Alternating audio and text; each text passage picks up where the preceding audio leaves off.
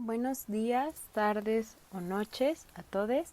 Mi nombre es Aurora Mariana, soy estudiante del quinto semestre en la Facultad de Medicina y voy a darles esta primera parte del tema de la exploración física de extremidades superiores, inferiores y columna vertebral. Nuestro contenido temático va a ser el siguiente. Vamos a ver extremidad superior, inferior, columna vertebral. El último recuadro que vemos en la pantalla va a estar contenido dentro de la primera parte de esta exposición. Empezamos con una pequeña introducción a lo que es el miembro superior, a cómo está compuesto. Sabemos que comprende 4 segmentos: la cintura escapular, el brazo, el antebrazo y la mano. A su vez, la cintura escapular va a estar conformada por la clavícula y la escápula. La clavícula es un hueso largo situado en la parte anterosuperior del tórax, mientras que la escápula es un hueso plano, ancho, delgado y triangular que se aplica sobre la parte posterior y superior del tórax a la altura de las primeras 7 costillas. El esqueleto del brazo está compuesto por un único compuesto óseo, que va a ser el húmero, que es un hueso largo articulado en la escápula anteriormente y con el cúbito y el radio inferiormente, mientras que el esqueleto del antebrazo está formado por 2 huesos largos, uno al lado del otro, el cúbito medialmente y el radio lateralmente. Ambos huesos van a estar articulados entre sí en sus 2 extremos, mientras que el carpo va a estar compuesto o formado por 3 grupos óseos: el carpo, metacarpo y las falanges. El carpo a su vez va a estar compuesto o va a estar acomodado en 2 filas: la fila anterior o antebraquial y la fila inferior o metacarpiana. La fila anterior, el orden de acomodación de lateral a medial va a ser el hueso escafoide, semilunar, piramidal y pisiforme, y la fila inferior va a tener al trapecio, trapezoide grande y ganchoso. Y empezamos con la primera parte de la exposición, donde vamos a ver la posición que la podemos observar durante la inspección en la exploración física. Sabemos que la extremidad superior se relaciona con la cara lateral de la porción inferior del cuello y con la pared torácica. Se une al tronco mediante músculos y una pequeña articulación esquelética situada entre la clavícula y el esternón, que va a ser una articulación que veremos más adelante, la articulación esternoclavicular. En relación al plano sagital, el miembro superior se encuentra lateralmente y en base a la posición anatómica, el miembro se va a encontrar al costado del tórax con las palmas mirando hacia enfrente. En la exploración del paciente tendremos que reportar cualquier anomalía, por ejemplo, el gigantismo, que se va a presentar sobre todo entre los 10 y los 15 años, es decir, en niños, y se refiere a un adenoma hipofisiario que origina una hipersecreción de la hormona del crecimiento antes de que se cierren las epífisis, lo que ocasiona un aumento generalizado de la talla, con brazos y piernas desproporcionalmente largos. Va a ser algo bastante obvio de ver, y un ejemplo un poco más sencillo, entre comillas, de observar puede ser el de este pacientito, que si se encuentran activos en sus redes sociales seguramente conocen a este niño, que tuvo una dislocación del brazo izquierdo, que es pues bastante obvia. La forma y el volumen lo vamos a poder encontrar durante la palpación en la exploración, y tenemos que recordar que cuando estamos haciendo una exploración el médico va a contar con herramientas muy básicas y de suma importancia a las que le tenemos que sacar todo el potencial posible. ¿De cuáles estamos hablando? Pues de nuestros propios sentidos, por lo que en esta parte de la consulta la exploración va a ser comparativa. Puede ser con los propios miembros del paciente o con nosotros mismos, buscando con nuestros ojos y con nuestros dedos algo que nos lleve a un posible diagnóstico. Podemos medir el perímetro muscular con una cinta métrica. Se va a medir las masas musculares de manera comparativa y simétrica, y realizándolo en sitios equidistantes. Es decir, si medimos el antebrazo del brazo izquierdo, pues mediremos el antebrazo en el mismo lugar del brazo derecho. En cuanto al volumen, podemos encontrar diversos hallazgos, por ejemplo, edemas, que van a ser el aumento o exceso de líquidos en el espacio intersticial, en masas o nódulos, que son levantamientos de tamaño diverso, que pueden ser duros y sólidos, del mismo color de la piel, o pueden ser rosados, con una consistencia firme. A veces son dolorosos y en ocasiones son pequeños, o pueden también ser de un tamaño bastante grande. Se localizan generalmente en la epidermis, dermis o en el tejido subcutáneo. Los podemos observar, lo que podemos observar va a ser una elevación de la piel normal o también lo podemos palpar. Sabemos que la importancia de la exploración cuidadosa de las extremidades nos permite encontrar diversos signos que nos van a dar un gran valor diagnóstico. Por ejemplo, esto que vemos aquí se llama aracnodactilia y es un signo casi patognomónico del síndrome de Marfan, que es un trastorno genético autosómico dominante que va a afectar las fibras elásticas del tejido conectivo y se va a manifestar en aquellos sistemas u órganos que contienen en mayor concentración, por ejemplo el cardiovascular, el esquelético, como lo podemos ver aquí, el ocular o tegumentos, etcétera, etcétera. La aracnodactilia, esta parte que podemos ver aquí, son dedos largos e hiperextensibles con talla elevada. Es muy común que lo veamos en manos y pies, también lo vamos a ver como ejemplo cuando estemos viendo extremidad inferior y pues la verdad es que es algo bastante evidente.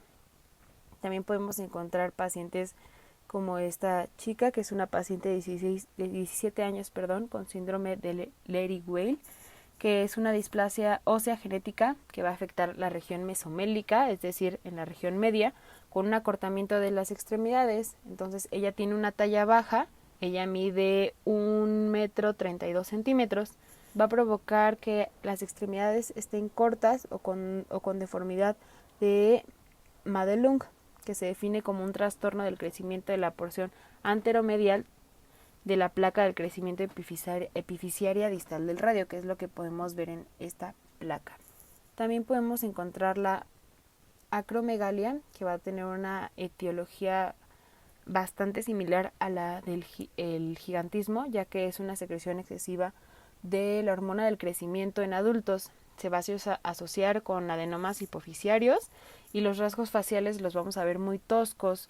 Vamos a tener una extensión o protrusión de la mandíbula, pies y manos en asadón, es decir, en palita, que lo podemos ver pues aquí. Las manos también se encuentran alteradas en forma y volumen, las podemos ver muy grandes, muy anchas.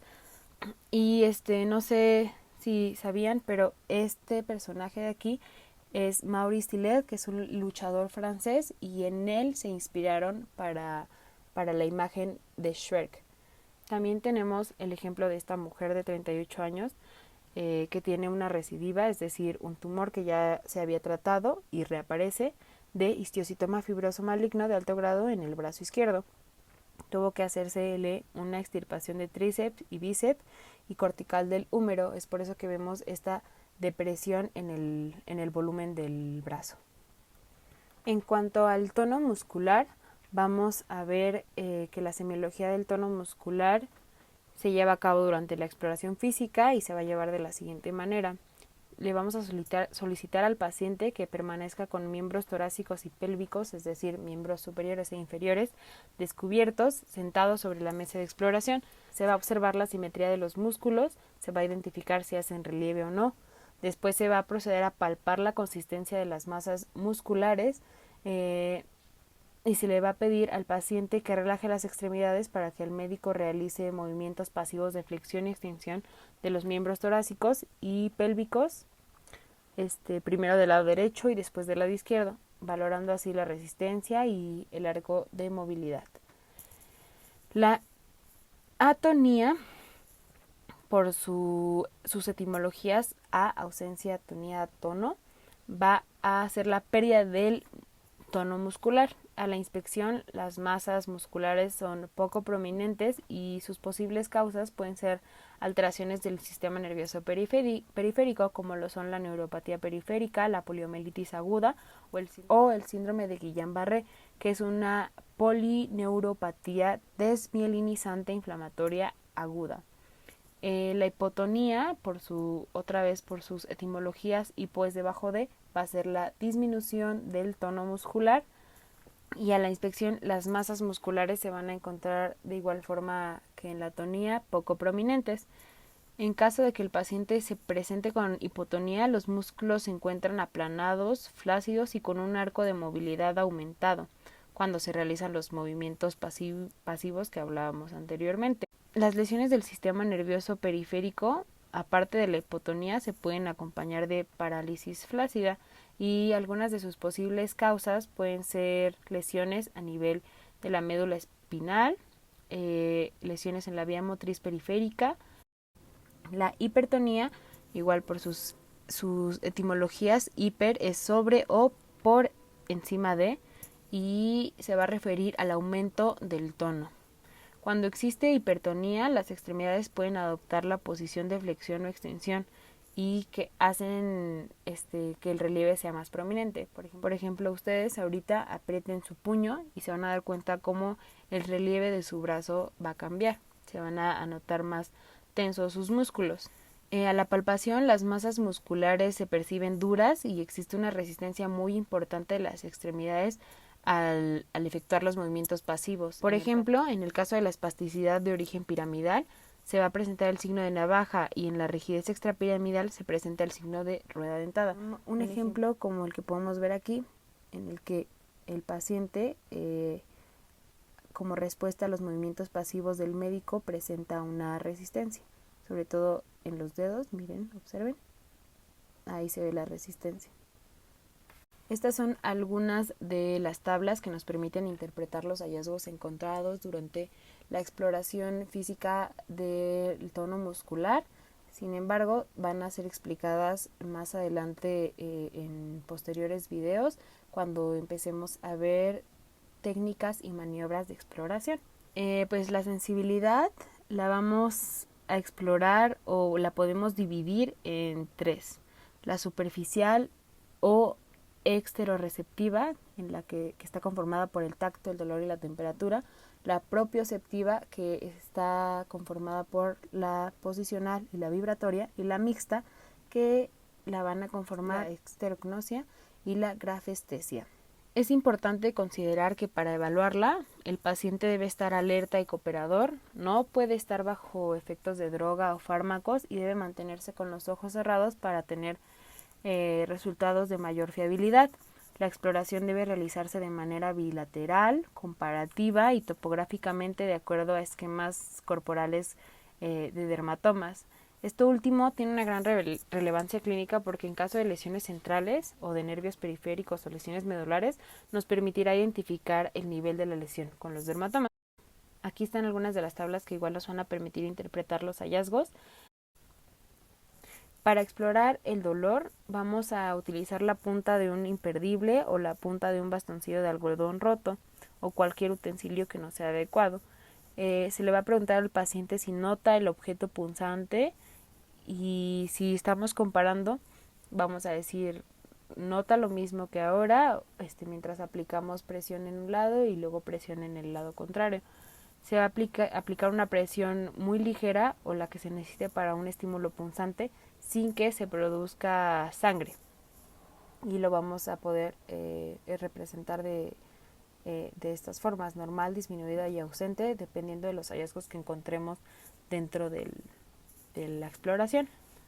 La temperatura a veces suele omitirse si la sensibilidad al dolor es normal, pero se incluye en casos de deficiencias sensitivas. Se van a emplear dos objetos que tengan diferentes temperaturas, de preferencia uno frío y uno caliente, como por ejemplo un diapasón para el instrumento frío y el propio dedo del explorador para el objeto caliente. Y de igual manera se van a colocar los estímulos y el paciente deberá identificar e indicar si en algún lugar lo percibe más o lo percibe menos. Posterior a esto vamos a explorar el tacto superficial, que con un algodón fino o un pincel vamos a tocar ligeramente la piel evitando presionar. Le vamos a pedir a nuestro paciente que nos avise cada vez que percibe cuando lo toquemos y que compare si lo que siente de un lado lo siente en el otro. La piel con callosidades normalmente es insensible y debe evitarse. La sensibilidad presora la vamos a utilizar, a valorar usando un monofilamento de nylon o monofilamento de Siemens-Weinstein, que es este instrumento que vemos aquí, que es un instrumento compuesto por un filamento de nylon de un calibre de alrededor de 5.07 milímetros y se va a doblar en forma de C al aplicar una fuerza. Nos permite pues ya valorar la sensibilidad superficial. Con este método se va a evaluar el umbral de protección que se define como el punto crítico donde el sistema nervioso sensitivo no puede proteger los tejidos blandos. De esta manera, el paciente que tenga este umbral más bajo puede ser susceptible ante determinadas agresiones externas, ya que no puede percibirlas. Y por último, vamos a hacer la exploración de la sensibilidad vibratoria, en la que vamos a utilizar un diapasón de un tono relativamente bajo, de 128 Hz. Vamos a percutarlo sobre el talón de la mano y lo vamos a apoyar con fuerza en la articulación interfalángica distal de un dedo de la mano, luego del dedo gordo. Le vamos a preguntar al paciente qué nota. Si nosotros no estamos seguros de si se trata de presión o de vibración, vamos a pedirle al paciente que le avise cuando la vibración desaparezca y luego toque el diapasón para taparlo. Si se observa alteración en el sentido de vibratorio, tenemos que continuar la exploración con prominencias óseas más proximales, por ejemplo, la muñeca, el codo, la rótula, la espina ilíaca, etcétera, etcétera. Vamos a regresar un poquito la diapositiva para explicar la sensibilidad posicional, la exterognosia y la grafestesia. La sensibilidad posicional la vamos a explorar sujetando por ambos lados el dedo gordo del pie entre el pulgar y el índice y separarlo de los demás. Y con estas precauciones vamos a evitar que otros estímulos táctiles influyan en esta prueba. Vamos a mover el dedo gordo de nuestro paciente arriba y abajo, efectuando movimientos claros de ascenso y descenso. Luego le vamos a pedir que cierre los ojos y le vamos a indicar si el dedo sube o baja.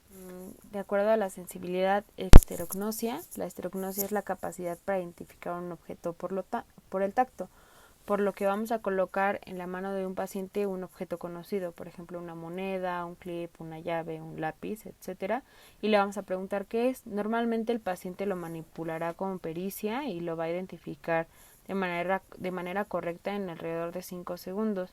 Le vamos a pedir al paciente que diferencie entre cara y cruz, por ejemplo, de una moneda, para que constituya una prueba sensible de esterognosia. Mientras que la sensibilidad grafestesia nos va a identificar números.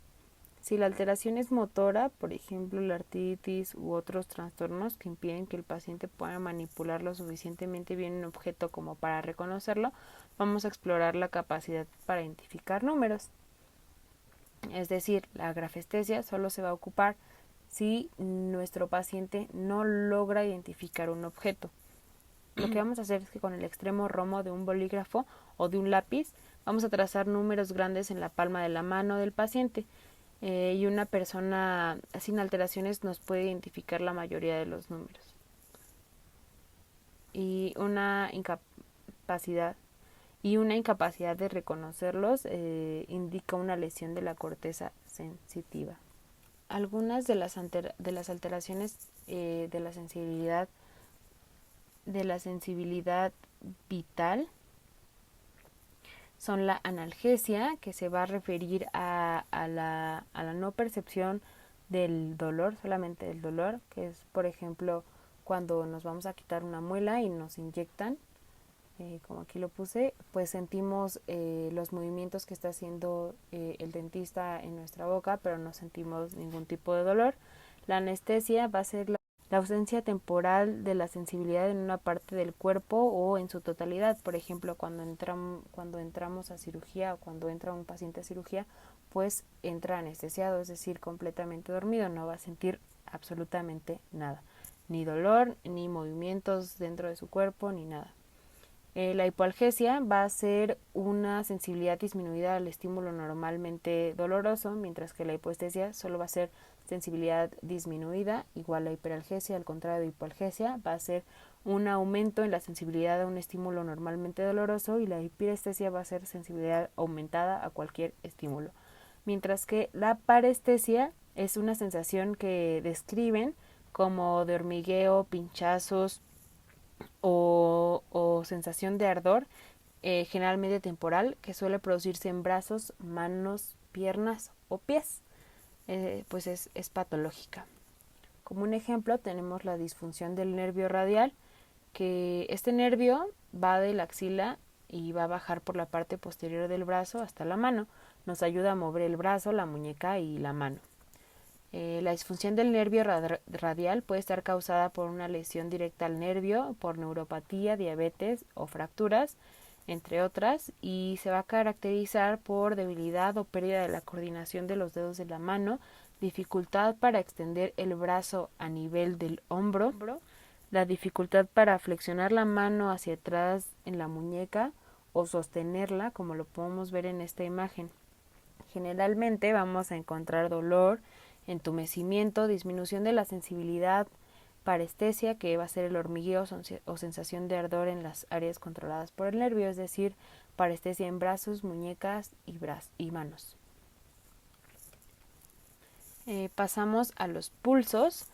En los pulsos vamos a tener 6 que vamos a poder explorar en la extremidad superior, que va a ser el pulso axilar, donde vamos a sentir la arteria axilar que se sitúa en la axila, lateral al vértice de la bóveda de piel que cubre el suelo de la axila. Pondremos nuestro dedo índice y medio en esta porción para poder sentir el pulso axilar. El pulso braquial en la mitad del brazo, vamos a sentir la arteria braquial que se va a localizar en la cara medial del brazo, en una hendidura entre los músculos bíceps braquial y tríceps braquial. Esta posición es en la que normalmente va el manguito para medir la presión. Después tenemos el pulso braquial en la fosa cubital, que la arteria braquial se ubica medial al tendón del músculo bíceps braquial y es donde va a ir el estetoscopio a la hora de auscultar el pulso cuando se mide la presión. Tenemos el pulso radial en la zona distal del antebrazo, que en donde vamos a encontrar la arteria radial, que se ubica inmediatamente lateral al tendón del músculo flexor radial del carpo. Este es el lugar más frecuente para la toma del pulso. Después tenemos el pulso cubital en la zona distal del antebrazo, donde encontramos igual la arteria cubital, que se sitúa justo debajo del borde lateral del tendón flexor cubital del carpo y proximal al pisiforme. Lo podemos ver aquí en la imagen. Y el pulso radial, o el de la tabaquera anatómica, que lo vamos a encontrar en la arteria radial, que se localiza en la zona lateral de la muñeca entre los tendones del extensor largo del pulgar, los tendones del extensor corto del pulgar y el abductor largo del pulgar. Pasamos a la temperatura, donde para tomar la temperatura de las extremidades será necesario usar un termómetro infrarrojo. Sin embargo, no es muy común, o por lo menos antes de la pandemia no era muy común tener uno en el consultorio, por lo que podemos hacer una comparación con la temperatura propia del explorador, es decir, comparar la temperatura de la extremidad del paciente con la del explorador. Esto no es muy fiable, ya que sabemos que hay diferentes factores que pueden afectar la temperatura corporal, como son la edad. Por ejemplo, el recién nacido presenta problemas de regulación de la temperatura debido a la inmadurez que aún presenta, por lo que le afectan mucho los cambios externos, como lo son el ambiente y la ropa que lleve puesta. El sexo también influye, por ejemplo, en las mujeres en la segunda mitad del ciclo, desde la ovulación hasta la menstruación, la temperatura se puede elevar de 0.3 a 0.5 grados centígrados. El ejercicio físico, el estrés, los tratamientos farmacológicos y las enfermedades. Sin embargo, si no hacemos la exploración comparativa con nosotros mismos, la hacemos con el propio paciente, es decir, comparamos la temperatura de una de sus extremidades con la otra. Y si encontramos es decir, comparamos la temperatura de una de sus extremidades con la otra, que es la hipertermia. Entonces la hipertermia va a ser un aumento en la temperatura. Si encontramos un aumento menor o igual de 0.4 centígrados a 0.7 grados centígrados entre cada extremidad, eso es normal. Si encontramos un aumento de 0.8 centígrados a 1 grado centígrado, pues ya nos estaría evidenciando un estado inflamatorio. Que recordemos los signos cardinales de la inflamación, que va a ser la pérdida de la función o tumoración debido a un incremento de la permeabilidad celular. Va a haber una vasodilatación, por lo que podemos encontrar calor. después un aumento mayor a 1 grado centígrado, pues ya puede ser signo de alarma o algo que nos esté indicando ya gravedad, que lo vamos a ver un poco más adelante. La hipotermia. La hipotermia se va a definir como la disminución de la temperatura corporal central por debajo de los 35 grados centígrados. Como dato curioso es que si la temperatura disminuye por debajo de los niveles normales, aumentamos el metabolismo, por lo que se originan contracciones espasmódicas o, como nosotros comúnmente lo conocemos, escalofríos. Y los escalofríos, ¿qué nos generan? Pues calor. Puede ocurrir como consecuencia de un padecimiento, por ejemplo, shock o sepsis, o por consumo de drogas, por ejemplo, una intoxicación por alcohol, psicofármacos o anestésicos. Y como ejemplo de esto tenemos el síndrome compartimental, que es considerada una urgencia médica. Primero, pues, ¿qué es un compartimiento? Son espacios en las que sus paredes van a estar formadas por la prolongación de las fascias profundas. Tienen la finalidad de separar grupos musculares y formar compartimientos para los paquetes vasculonerviosos, que los conocemos como el famoso van, la vena, la arteria y el nervio, van. Esta tabla la tomé de un artículo que hablaba del envenenamiento ofídico, es decir, que es causado por mordedura de serpientes que poseen sustancias tóxicas que lesionan los tejidos y provocan alteraciones fisiológicas. Sin embargo, podemos encontrar algo un poquito más relacionado con la extremidad superior en la GPC. Según la GPC, lo podemos encontrar en pacientes con fracturas o luxaciones y se caracteriza por tener un dolor grave que no cede a inmovilización o uso de analgésicos. Va a haber un aumento en la presión del compartimiento, por lo que vamos a encontrar el compartimiento tenso y caliente. Y un signo un poco tardío puede ser la palidez o cianosis distal que presenta el paciente con ausencia del pulso de la extremidad. La posibilidad de que haya aparición del síndrome compartimental va a estar dentro de las primeras 24 a 72 horas en el tratamiento de fracturas o luxaciones, y la GPC como tratamiento marca o recomienda una dermofasciotomía, que es lo que vamos a ver a continuación. Tu novia no tiene pulso en las muñecas, Tu novia no tiene pulso en las muñecas, este brazo está frío y duro. Está igual. La pierna derecha está bien, pero no tenemos nada en el pie izquierdo. Síndrome de compartimiento. Bien, bisturíes y guantes estériles. ¿Sims has hecho una fasciotomía? Cadáver cuenta, doctor. Tú y Joe vean los brazos, yo la pierna. Pupilas iguales y sin reacción, pero no descarto lesión en el cráneo. Urge una tomografía. Después de salvar sus extremidades. Bien, fasciotomías a mi cuenta. 1, 2, 3.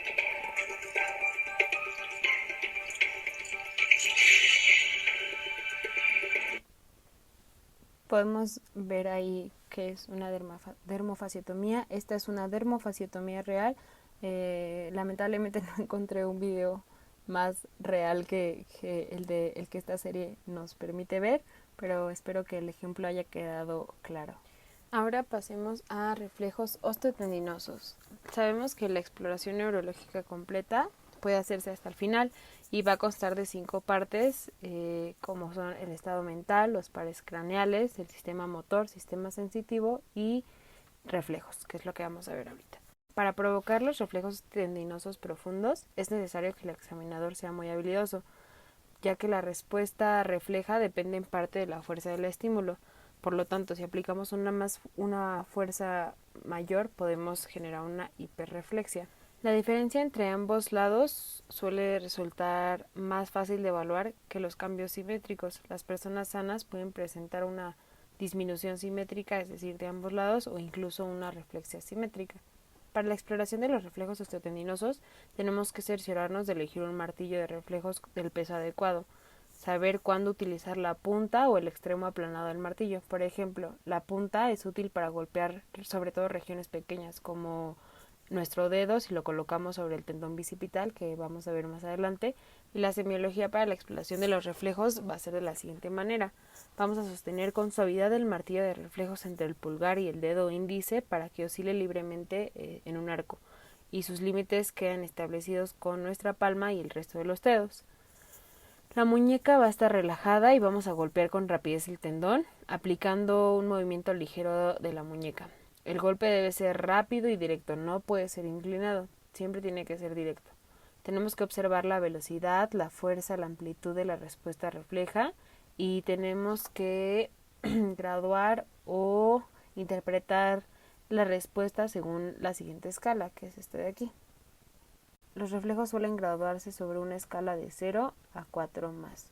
Los reflejos hiperactivos, o sea 4 más, son muy energéticos y como aquí ya lo habíamos dicho, son hiperactivos.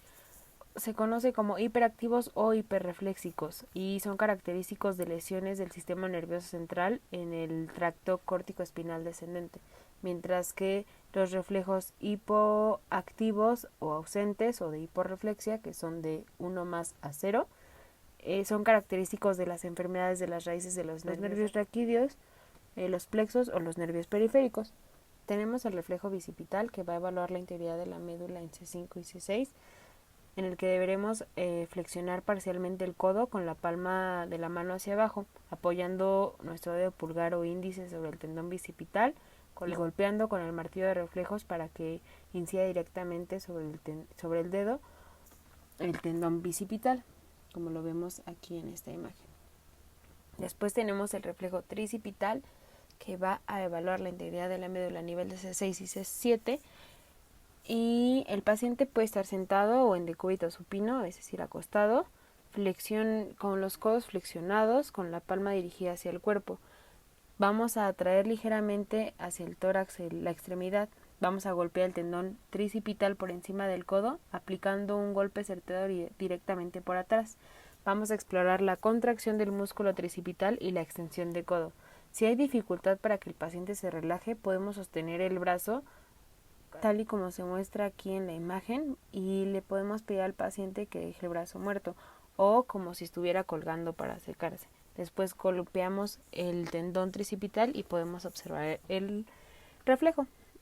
Y por último vamos a tener el reflejo supinador o braquiorradial, que va a evaluar la integridad de la médula a nivel de C5 y C6, y vamos a pedirle al paciente o nuestro paciente debe tener la mano apoyada sobre el abdomen o el regazo, como se muestra en la imagen, con el antebrazo parcialmente pronado, es decir, como hacia arriba.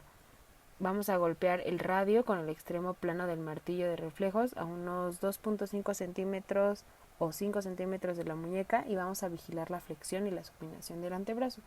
Lo vamos a ver con mayor detenimiento en el siguiente video. Podemos observar el reflejo tricipital, el supinador o braquiorradial y el reflejo bicipital.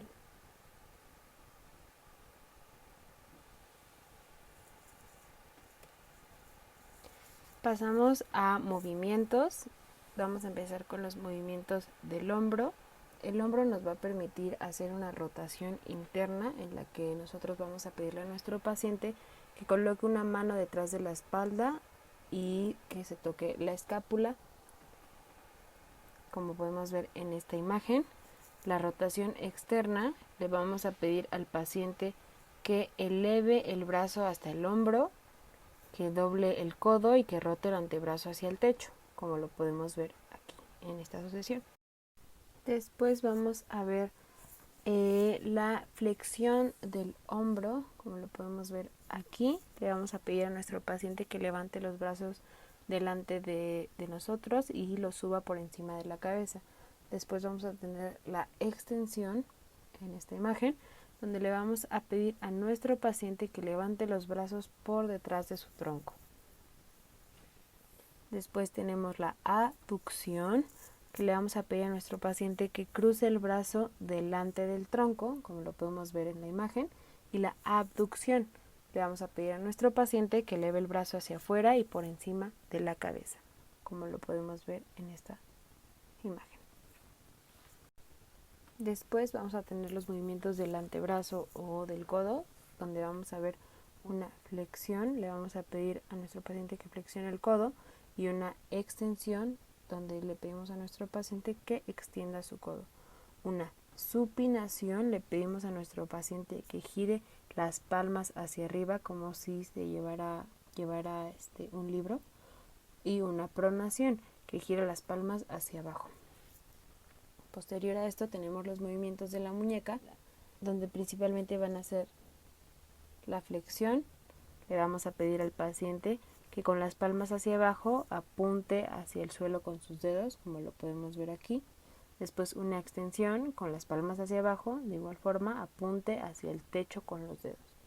Una aducción o desviación radial, le vamos a pedir al paciente que con las palmas hacia abajo lleve los dedos hacia la línea media, y una desviación cubital o abducción, donde le vamos a pedir a nuestro paciente que con las palmas hacia abajo aleje los dedos de la línea media.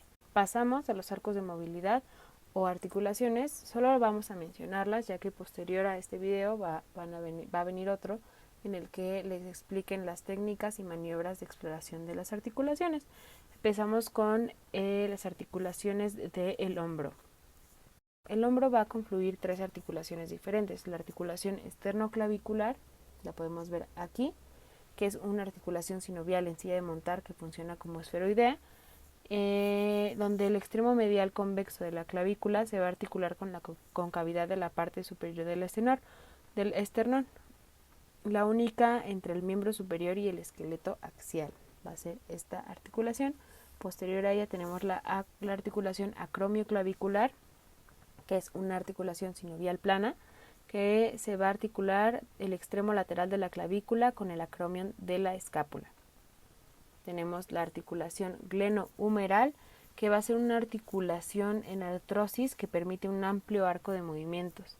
La cabeza del húmero se va a articular con la fosa glenoidea fina de la escápula. Como ya lo dijimos, es una articulación profunda que no suele palparse. Nos va a permitir los movimientos de flexión, extensión, abducción, aducción, rotación y circunducción. Pasamos a la articulación del codo. Nos permite movimientos de flexión y extensión. Es una articulación sinovial tipo gínglimo. Posterior a ella tenemos la articulación radio-ulnar proximal, que la podemos considerar del brazo o igual del codo. Es una articulación sinovial tipo trocoide. Tenemos la articulación radio-ulnar distal, que es una articulación sinovial de tipo trocoide, al igual que la proximal, y en ella el radio se va a mover alrededor del extremo distal de la ulna, que va a estar relativamente fijo. La articulación radiohumeral, que va a ser una diartrosis. Posterior a esta vamos a tener las articulaciones de la muñeca, que son la articulación radiocarpiana o de la muñeca, y las articulaciones intercarpianas. La articulación radiocarpiana va a ser sinovial de tipo elipsoidea, y la articulación intercarpiana va a ser sinovial tipo plana. Posterior a esta tenemos las articulaciones de las manos. Vamos a tener las metacarpofalángicas, que ya mencionábamos anteriormente, van a ser de tipo condilias. Las articulaciones interfalángicas proximales y distales, que ambas van a ser diartrosis. Y listo, acabamos con la extremidad superior. La diferencia entre la extremidad superior y la inferior, que vamos a ver a continuación, es que la extremidad superior va a ser muy móvil, con el fin de que podamos estirar las manos en distintas posiciones en el espacio, mientras que la extremidad inferior va a ser más un soporte para todo nuestro cuerpo. Y entrando de lleno a lo que va a ser el miembro inferior, vamos a tener de igual forma una pequeña introducción. Sabemos que el miembro inferior está formado por 4 segmentos, al igual que el superior: la cintura pélvica o cintura del miembro inferior, el muslo, la pierna y el pie. La cintura pélvica o cintura pelviana une al miembro inferior con el tronco y comprende 2 huesos coxales y el hueso sacro. El hueso coxal es un hueso plano y ancho en el que se pueden identificar varios segmentos, como son el acetábulo, el ilion y el agujero obturado. El esqueleto del muslo va a estar constituido por el fémur, que es un hueso largo. La rótula va a estar situada en la parte anterior de la rodilla y es un hueso sesamoideo. El esqueleto de la pierna va a estar formado por 2 huesos, la tibia y el peroné, articulados entre sí por sus extremos y se hallan separados el uno del otro. La tibia es un hueso largo y voluminoso, situado en la parte medial de la pierna. Se articula superiormente con el fémur e inferiormente con el astrágalo. El esqueleto del pie está compuesto por 3 grupos: el tarso, el metatarso y las falanges. El tarso lo van a componer 7 huesos cortos en 2 filas. La fila posterior va a estar compuesta por el astrágalo o talus y el calcáneo, y la fila anterior va a estar compuesta por el hueso cuboides, navicular y 3 huesos cuneiformes: el hueso cuneiforme medial, intermedio y lateral. Los huesos de la fila posterior se van a encontrar superpuestos, como lo podemos ver aquí, mientras que los de la anterior están yuxtapuestos. Es por eso que el tarso es más estrecho en la parte posterior que en su parte anterior. Y comenzamos con la posición. La extremidad inferior está anclada directamente al esqueleto axial por medio de la articulación sacroiliaca y por fuertes ligamentos que unen al hueso coxal con el sacro. Va a estar separada del abdomen, la espalda y el perine, y se divide en región glútea, que se encuentra en su posición posterolateral entre la cresta ilíaca y el pliegue cutáneo que define el límite inferior de las nalgas. El muslo, que está entre el ligamento inguinal y la articulación de la rodilla, la pierna, que está entre la rodilla y el tobillo, y el pie, que está distal a la articulación del tobillo. De igual forma que al principio, cuando vimos extremidad superior, vamos a encontrar diversos hallazgos dentro de la posición que van a ser inferencias del médico, como por ejemplo el gigantismo, que habíamos dicho que provoca que tanto extremidades superiores como extremidades inferiores crezcan de maneras desproporcionadas. Pero una vez más, un ejemplo un poco más evidente va a ser el de este gimnasta que durante una competencia se fracturó la pierna, y podemos ver cómo claramente la pierna está fuera de posición. Hablando sobre la forma y el volumen, como en un principio dijimos, lo vamos a explorar y a catalogar de acuerdo a una exploración comparativa con las propias extremidades del paciente o con nuestras propias extremidades, y podemos encontrar diversos hallazgos. Por ejemplo, la aracnodactilia, que dijimos que en un principio la encontramos en las manos, aquí está ejemplificada en los pies. Encontramos, por ejemplo, en una anomalía en volumen, un forúnculo o un absceso cutáneo, que es básicamente la infección de un folículo piloso. La bursitis prerotuliana, que se debe a una fricción excesiva entre la piel y la tuberosidad de la tibia. Por lo tanto, aparece un edema por encima del extremo proximal de la tibia, y antes este cuadro se le conocía como rodilla de clérigo por la frecuencia con la que estos se arrodillaban, y es muchísimo más frecuente en trabajadores, por ejemplo los techadores, y en instaladores de suelos que no se protegen con rodilleras. Y pues aquí podemos ver una clara diferencia entre la rodilla izquierda y la rodilla derecha. También tenemos los dedos en martillo, que es una deformidad del pie en la cual la falange proximal se va a encontrar permanentemente en hiperextendida, o sea, como si estuviera flexionándose siempre, la articulación metatarsofalángica, y la falange media en una posición o en una fuerte flexión plantar en la articulación interfalángica proximal. Con frecuencia la falange distal también se encuentra hiperextendida, y pues esto, las personas que se dieron cuenta de esto decidieron que el dedo tenía la apariencia de un martillo. También tenemos los dedos en garra, que se caracterizan por una hiperextensión de las articulaciones metatarsofalángicas con flexión de las articulaciones interfalángicas distales. Normalmente van a estar afectados los 4 dedos laterales, como lo podemos ver aquí. Y en las superficies dorsales de los dedos se van a formar callosidades debido a la presión del zapato, que es algo que también podemos ver en los dedos en martillo. De acuerdo al tono muscular, la semiología va a ser la misma que en la extremidad superior, y podemos encontrar que, por ejemplo, en la atonía podemos encontrar la paraplegia, que es una parálisis de los miembros inferiores debido al compromiso de las vías motoras secundarias a una lesión medular. En hipotonía podemos encontrar una síncope, por ejemplo, nos puede dar hipotonía en extremidades superiores e inferiores. El síndrome del niño hipotónico o del recién nacido hipotónico, donde vemos una clara hipotonía en miembros superiores, inferiores y en el cuello. Y la hipertonía la podemos ver en convulsiones o sacudidas clónicas o, como lo habíamos dicho al principio, en la espasticidad. Y aquí podemos ver un claro ejemplo de hipertonía o de aumento del tono en la extremidad inferior con una paciente que presenta espasticidad. Podemos ver cómo claramente hay una resistencia ante el movimiento pasivo que presenta la fisioterapeuta, y ahí se ve la gran diferencia entre una y otra pierna. Ahí de nuevo vemos la resistencia muscular. Hay una resistencia de las piernas en esta paciente porque presenta espasticidad. Hay resistencia ante los movimientos pasivos que aplica la fisioterapeuta. Pasando a sensibilidad, pues va a ser exactamente lo mismo que la semiología de la sensibilidad.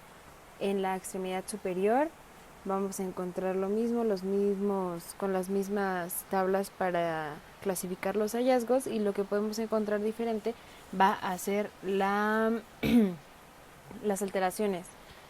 Por ejemplo, la paraplegia, ya la habíamos comentado, va a ser la parálisis de los miembros inferiores. En este caso estamos viendo la tetraplegia, que es una lesión medular cervical por encima de la última vértebra cervical, que va a originar una pérdida de la función motora o sensitiva de los miembros inferiores y superiores. Y lo ejemplifiqué con este video de esta película, en la que uno de los personajes padece tetraplegia y la protagonista lo está cuidando, y vemos cómo tira la sopa sobre él y él no logra sentir nada porque, como lo habíamos dicho, se pierde la función motora y también la sensitiva de los miembros superiores e inferiores. Bueno, y pasamos a pulsos.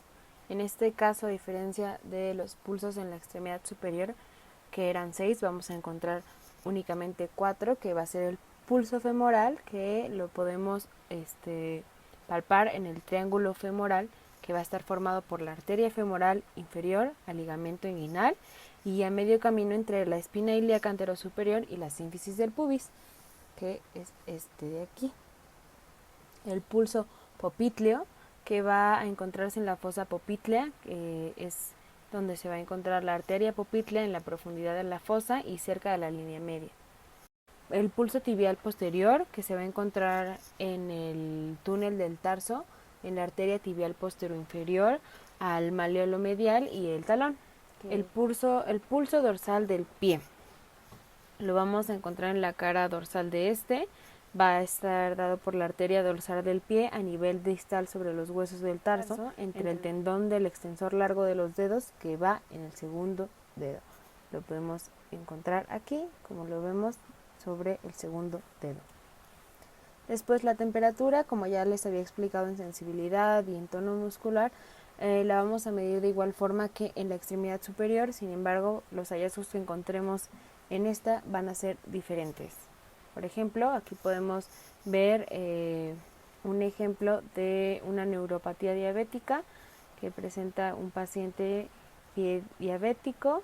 Este video me lo compartió el doctor Reyes para poder presentárselo a ustedes, y es un claro ejemplo de cambios en la temperatura, en la sensibilidad, en el tono muscular, en la movilidad del pie y hasta en los reflejos osteotendinosos, porque los podemos encontrar hiporreactivos o incluso ausentes.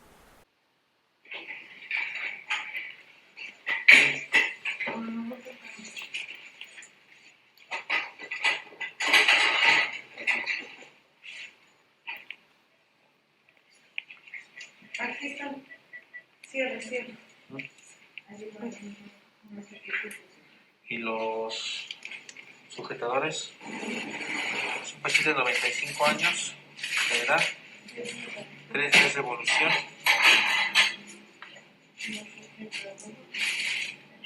Disminución de la temperatura súbito, cambio de coloración.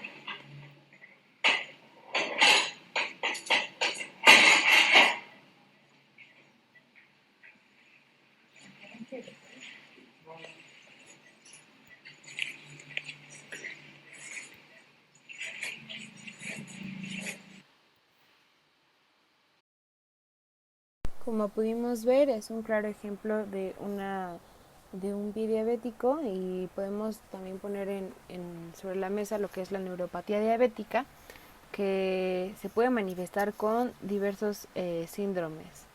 Sin embargo, la polineuropatía simétrica distal va a estar caracterizada con síntomas de dolor, parestesias y hormigueos, que típicamente van a comenzar en los pies y que progresan en sentido más proximal con una distribución en guantes y calcetines.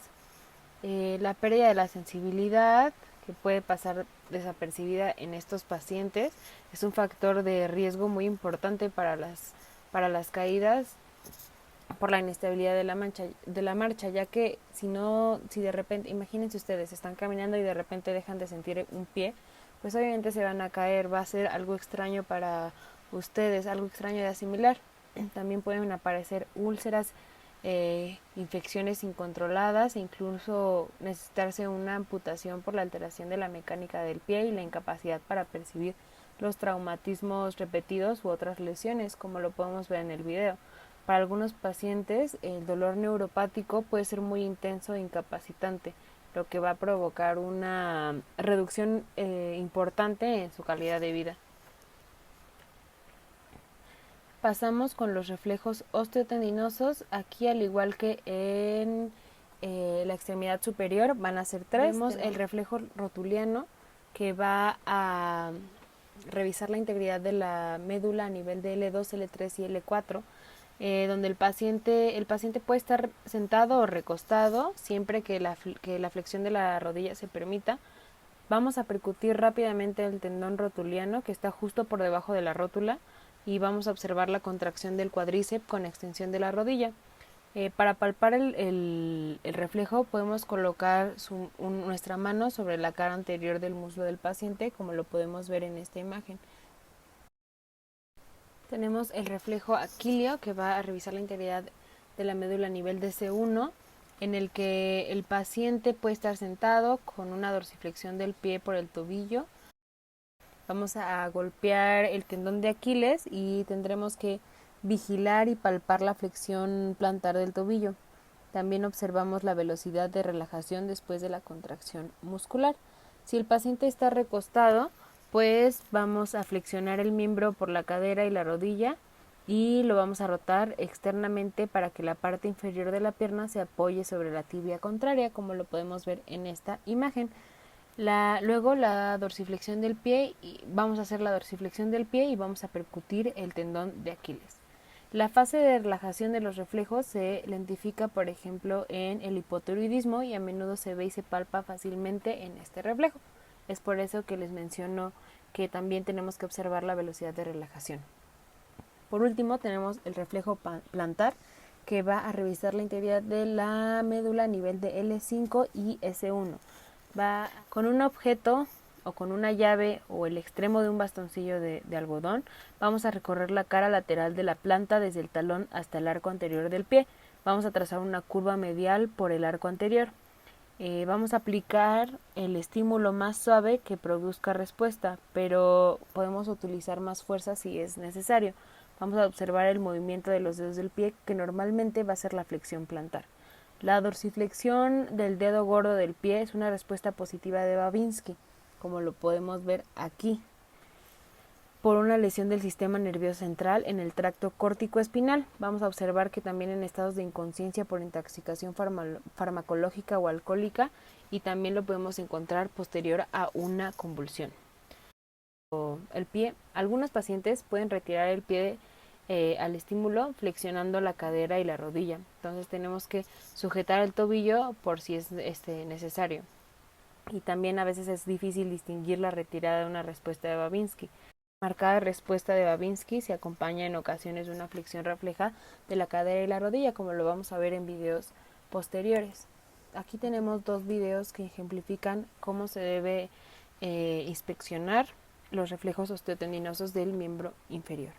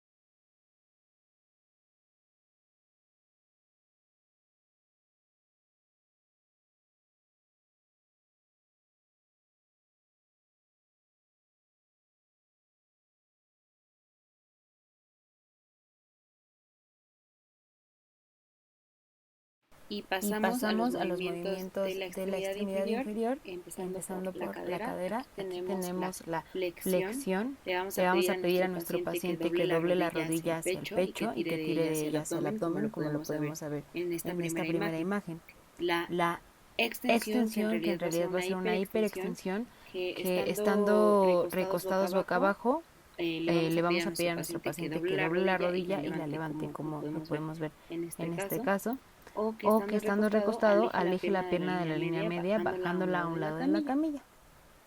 En la abducción que podemos ver aquí, vamos a pedirle a nuestro paciente que estando recostado aleje la pierna de la línea media. Y en la aducción le vamos a pedir a nuestro paciente que doble la rodilla y le aproxime la pierna hacia la línea media, o que simplemente de la abducción regrese a la línea media para realizar la aducción. La rotación interna y externa, en la rotación externa le vamos a pedir a nuestro paciente que estando recostado doble la rodilla y cruce la línea media con la pierna y el pie, como lo podemos ver aquí.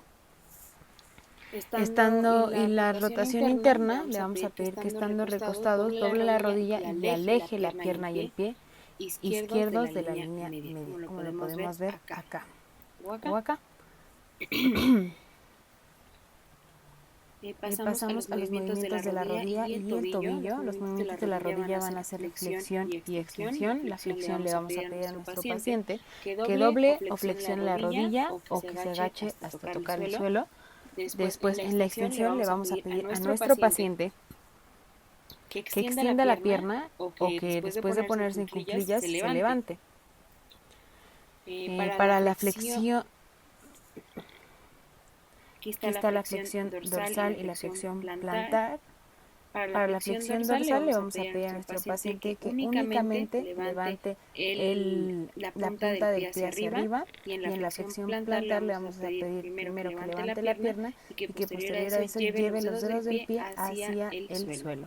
Para la extensión, para la rotación interna y externa, vamos a pedirle, en caso de la rotación interna, a nuestro paciente que estando sentado aproxime la pierna hacia la línea media, como lo podemos ver aquí, y en la rotación externa le vamos a pedir que estando sentado aleje la pierna de la línea media, como se ejemplifica en esta imagen. Los movimientos del pie o de los dedos del pie van a ser muy fáciles. En la flexión le vamos a pedir que básicamente contraiga un poco los dedos del pie. En la extensión le vamos a pedir que únicamente regrese a la posición normal del pie. En la abducción le vamos a pedir que intente hacer separar los ortejos uno de otro, es decir, los dedos de los pies unos de otros, y en la abducción pues lo vamos a ver durante una posición relajada.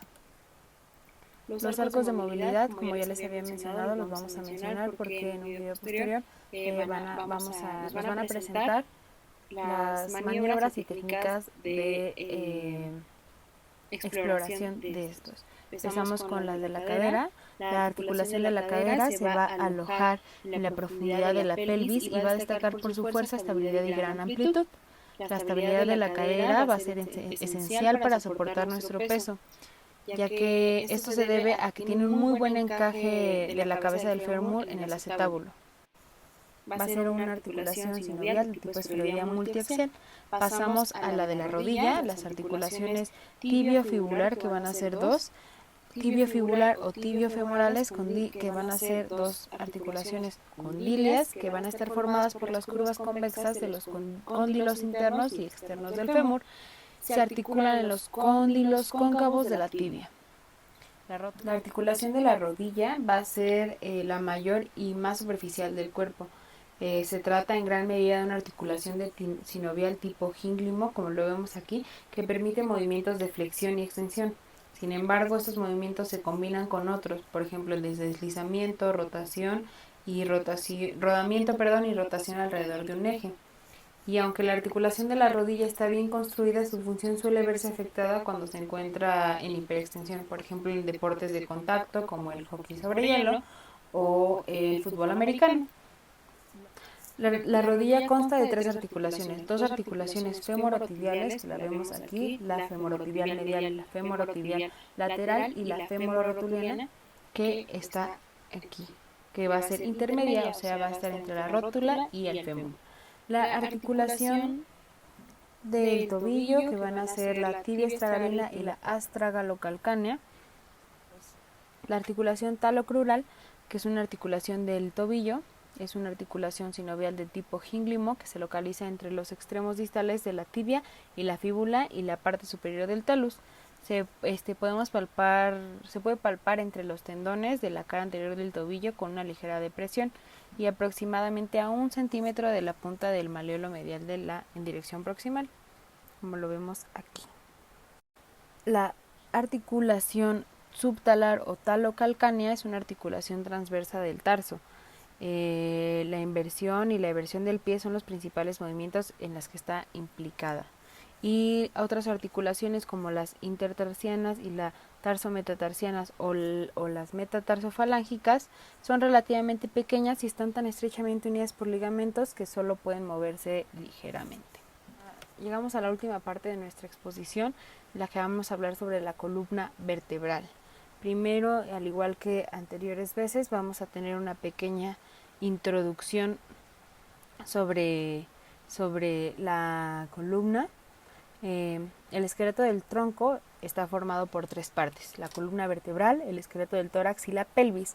En este caso, como ya habíamos mencionado, solo nos centraremos en la columna vertebral, ya que tanto tórax como pelvis corresponden a otros temas. Sabemos que la columna vertebral está formada por un conjunto de vértebras y discos vertebrales. Forma parte del esqueleto axial y está situada en la línea media. Las vértebras se van a dividir de la siguiente manera: en cervicales, en torácicas, en lumbares y en sacras y coxígeas. De acuerdo a la posición de la columna vertebral, pues sabemos que esta es parte del esqueleto axial, se encuentra justo en la línea media. La cabeza debe quedar en la línea media en el mismo plano que el sacro y los hombros y la pelvis deben situarse nivelados. Las apófisis espinosas son generalmente las más destacadas, las de C7 y las de T1, que las podemos ver aquí, sobre todo pues en la flexión adelante, como es la posición de nuestro paciente. Tenemos curvaturas normales en la columna vertebral, que van a ser la concavidad cervical, que es esta curvatura, la convexidad torácica, la que le sigue, y la concavidad lumbar, que es la que le sigue. Si nuestro paciente no está así, si nuestro paciente tiene toda su columna plana, ya estaríamos hablando de un proceso un tanto patológico. Por ejemplo, aquí podemos ver una esclerosis grave y nos percatamos que es muy evidente que la columna vertebral no se encuentra en la posición de la línea media y es una evidente alteración en la posición de la columna vertebral. Pasamos a la forma y el volumen, como ya lo habíamos mencionado en nuestros temas anteriores. Vamos a inspeccionarlo de acuerdo a nosotros mismos de manera comparativa y podemos encontrar diversos hallazgos. Por ejemplo, un aumento en la grasa dorso-cervical, que también es conocida como joroba de búfalo, y pues es muy evidente la alteración. Vemos que el aumento en la grasa dorso-cervical es evidente y como toda la porción del dorso se ensancha y se ve que es más voluminosa. También tenemos el síndrome de Klippel-Feil, que es una causa infrecuente de la cervicalgia, es decir, el dolor en el cuello, pero se trata de una enfermedad congénita del grupo de las enfermedades denominadas malformaciones de la charnela cranocervical y se va a caracterizar por la función de 2 o más vértebras cervicales. Por ejemplo, en esta radiografía se evidencia la presencia de sinostosis, o sea, por ejemplo, en esta radiografía se evidencia la presencia de sinostosis, es decir, la fusión de dos vértebras, en específico la vértebra C6 y la C7. Clínicamente lo vamos a encontrar como que van a ser pacientes que cursen con una implantación baja del cuero cabelludo y una fusión de vértebras cervicales, el síndrome de Klippel-Feil, que es lo que podemos ver aquí. Tenemos después la escoliosis, que es una deformidad del esqueleto axial en el plano antero-posterior. Vamos a hacer una exploración y se aplica en atención primaria, que es el conocido test de Adam, que va a valorar la asimetría del tronco desde atrás, con el niño flexionado hacia adelante, como lo podemos ver aquí. Este es un test de Adam negativo, ya que se ve como hay una asimetría y aquí vemos un test de Adam positivo en el que se ve claramente como la porción del dorso, la columna vertebral, es asimétrica, la posición es asimétrica. Este aparatito de aquí se llama escoliómetro. Y si el escoliómetro se encuentra entre los 5 y los 9 grados, el niño debe ser reevaluado pasados 6 meses. No hay indicación todavía de que se deba hacer una radiografía, sin embargo debe haber un seguimiento, ya que hasta un año después puede seguir progresando la escoliosis. Y si el niño presenta 10 o más grados en el escoliómetro, debe realizarse una teleradiografía anteroposterior de la columna completa en bipedestación y se debe remitir al especialista. El tono muscular, aquí la semiología va a cambiar un poco, ya que no vamos a observar las extremidades. Nos dice la semiología que tenemos que cubrir al paciente o ponerle una bata, dejando o esperando que el dorso esté expuesto a fin de realizar una inspección completa. Si es posible, el paciente debe permanecer erguido en una posición natural, con los pies juntos y con los brazos colgando a los lados, es decir, la posición anatómica. La cabeza debe quedar en la línea media, en el mismo plano que el sacro. Los hombros y la pelvis deben situarse nivelados. Se debe inspeccionar y palpar los músculos paravertebrales en busca de dolor, los que conocemos como hélice. Los músculos con espasmo presentan una consistencia dura como un nudo y pueden tornarse visibles. Aquí podemos ejemplificar un poco lo que sería la hipertonía en los músculos del dorso. Por ejemplo, Stephen Hawking tenía una enfermedad que era la esclerosis lateral amniotrófica y es una enfermedad neurodegenerativa progresiva con un desenlace fatal que afecta a las neuronas motoras de la médula espinal, el tronco cerebral y la corteza motora. Se produce un fracaso del sistema motor que dirige, regula y mantiene la musculatura esquelética, y esto hace que haya una incapacidad para moverse y en muchos de los casos relacionarse con su entorno. Podemos ver que hay una clara hipertonía en todo el cuerpo de Stephen Hawking, y esto se presenta con que si ven sus extremidades y sus manos, sus hombros, se encuentran un poco más pegados hacia su línea media. La sensibilidad la exploraremos de la misma manera en la que estamos explorando la extremidad superior e inferior. Y sin embargo, si encontramos dolor a la palpación o pérdida de la sensibilidad o alteración en el movimiento, Se está obligada a una exploración neurológica cuidadosa del cuello y los miembros superiores, ya que, por ejemplo, el dolor en la palpación entre C1 y C2 en la artritis reumatoide hace pensar en una posible subluxación o compresión alta de la médula cervical, que es lo que estamos viendo a continuación, y es necesaria una rápida valoración adicional. La subluxación atlantoaxoidea es básicamente cuando uno de los discos está siendo comprimido por las vértebras. También vemos que está en juego el nervio y podemos ver la clara diferencia que hay. Aquí la podemos ver en C1 y C2. Aquí está. Una de las causas de la subluxación atlantoaxoidea es la artritis dermatoide, la cual dentro de sus manifestaciones tiene descrito que puede afectar la columna vertebral, sobre todo a nivel cervical, y causar inestabilidad en la persona. Vamos a ver también alteraciones en la marcha en un video posterior, y la inflamación de la articulación en la artritis reumatoide puede provocar erosiones en la apófisis odontoides, osteoporosis y caída del ligamento transverso del atlas. La temperatura de igual forma la vamos a evaluar como la hemos estado evaluando en videos posteriores, y dado que los reflejos osteotendinosos que se exigen en una exploración física son los 6 pasados que ya hemos mostrado, me tomé a la tarea de encontrar algunos reflejos patológicos que van a evidenciar claras lesiones o compromisos a nivel de la médula espinal.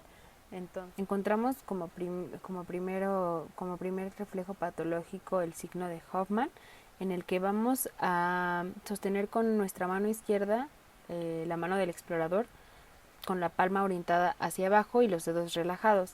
Vamos a tomar el dedo de en medio del enfermo entre los dedos índice y medio, y vamos a aplicar un rápido pellizco en la extremidad de este dedo, produciendo una flexión brusca sobre la falange distal. Este signo se halla presente si se produce una flexión en la falange distal de los dedos índice y pulgar, implica un compromiso piramidal por lesión ubicada a nivel superior o por encima de C5. Podemos ver ahí el Hoffman positivo. También tenemos el reflejo o signo de Lázaro, que es mediante la flexión de la cabeza o con un estímulo doloroso sobre el esternón, vamos a desencadenar una secuencia de movimientos que consisten en una flexión bilateral de los brazos, abducción de los hombros y la extensión de las manos sobre el pecho o el cuello. Se pueden presentar posturas distónicas en los dedos, y se va a observar principalmente en pacientes con muerte cerebral. Podemos ver esta secuencia de movimientos que les comentaba, como el paciente está flexionando ambos brazos y extiende sus manos sobre su pecho. Vemos también que hay una palpación dura a nivel del abdomen. Y después vamos a ver el signo de Babinski que les comentaba al principio de la presentación, en el que vamos a realizar un estímulo en la planta del pie con el mango del martillo. Vamos a rascar el lado externo desde el talón hacia el metatarso, y luego vamos a seguir este borde en su interior con una ligera a moderada presión, y se va a producir la extensión del dedo gordo y a veces una apertura de los dedos restantes en abanico. Ya habíamos dicho que puede haber una retirada con la flexión de la pierna y la cadera, y podemos observar aquí. Ahí vemos que se está retirando. Ahí está la retirada y vemos Babinski positivo. Su presencia indica, como ya lo habíamos mencionado, una alteración a nivel de la vía piramidal. Pasamos a los movimientos de la columna vertebral. La flexibilidad de la columna va a depender en gran medida del ángulo entre las articulaciones interapofisiarias y del plano del cuerpo vertebral, y varía en las distintas regiones de la columna. Esto igual lo veremos más adelante cuando nos den exploración de la columna vertebral en sus distintas regiones. Vamos a recordar que la columna vertebral se angula mucho detrás de la unión lumbosacra y se torna inamovible. El esfuerzo mecánico en este ángulo contribuye al riesgo de hernia discal y subluxación o deslizamiento. Y los movimientos de la columna vertebral van a ser la extensión y la flexión. Para la flexión le vamos a pedir a nuestro paciente que se incline hacia adelante lo más que pueda, tocando si es posible el piso o la punta de sus dedos, y para la extensión le vamos a pedir a nuestro paciente que se incline hacia atrás lo más que se pueda. Podemos sujetar al paciente colocando la mano en la espina ilíaca y apuntando los dedos hacia la línea media para que no pierda estabilidad y evitar una caída. También tenemos la rotación en la que le vamos a pedir a nuestro paciente que se gire de un lado a otro, como es lo que podemos ver aquí. Y después tenemos la flexión lateral en la que le vamos a pedir a nuestro paciente que gire por la cintura hacia los lados, como lo podemos ver en esta imagen.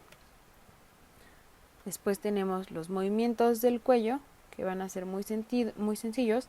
Para la flexión le vamos a pedir a nuestro paciente que se toque el pecho con la barbilla. Para la extensión le pedimos que mire hacia el techo. Para la rotación le pedimos al paciente que mire por encima de un hombro y luego por encima del otro. Y para la flexión lateral le vamos a pedir que se toque que se toque el hombro con su oreja en ambos lados. Pasamos a los arcos de movilidad. Igual solo mencionados porque después en un video posterior nos los explicarán con mayor detalle. Las articulaciones de las articulaciones de la columna vertebral van a incluir las articulaciones de los cuerpos vertebrales, que van a ser sínfisis, lo que permite que soporten un peso y tengan mucha fortaleza. Después las articulaciones de los arcos vertebrales, que son sigapofisarias, que permiten movimientos de deslizamiento entre los procesos auriculares. Por ejemplo, cuando hacemos una rotación.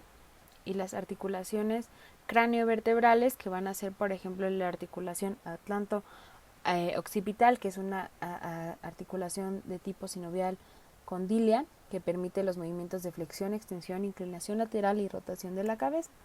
Y la otra articulación craneovertebral van a ser las articulaciones atlantoaxiales, que existen dos, la lateral y la medial, que la lateral va a ser de tipo sinovial. También tenemos las vertebrales y por último tenemos las articulaciones sacroiliacas, tanto la izquierda como la derecha, que van a ser de tipo sinoviales. Una cosa que me olvidé mencionar fue que las articulaciones craneovertebrales en conjunto, es decir, la articulación atlantoaxial lateral y la articulación atlanto-occipital, nos va a permitir que la cabeza gire de lado a lado, como en una negación gestual.